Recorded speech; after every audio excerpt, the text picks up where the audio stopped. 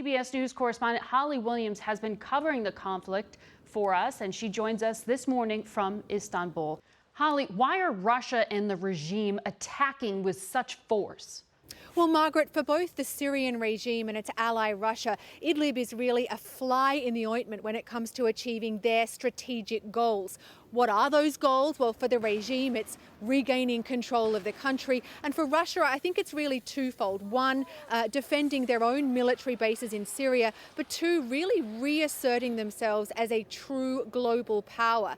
And for all of those reasons, neither of them is willing to tolerate a rebel stronghold controlled by Islamist rebels, home to 3 million, maybe 4 million people, and sitting in northwestern Syria. And I think that this latest offensive is perhaps a sign that their patience is running out. They've been bombarding civilian areas for years, but the scale of what we've seen unfolding in the last few weeks is really staggering, and the conditions faced by the people forced to flee is staggering as well. Now, this is the Middle East, but it is the middle of winter, and at times it is bitterly cold. Many of the people fleeing are poor. They're carrying just a few possessions.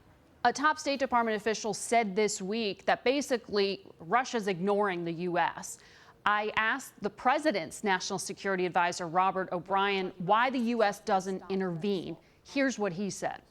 So the idea that America must do something, I just find that to be, I don't even see that as being a real argument. So you've got Russian and Iranian and Syrian troops attacking Turks and their allies, and by the way, there are terrorists in Idlib as well.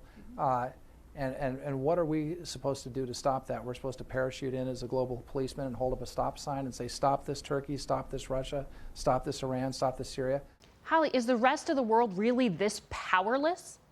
Well, Margaret, the fact is that none of the diplomatic efforts to try and stop these assaults in Idlib have had any long-term success. And if the US were to intervene militarily in Idlib at this point, it would be extremely dangerous because the risk would be an all-out confrontation between the US and Russia. And part of the US calculus seems to have been that from the very beginning, the war in Syria looked as though it was going to be very bloody and very complicated, with a lot of different countries involved.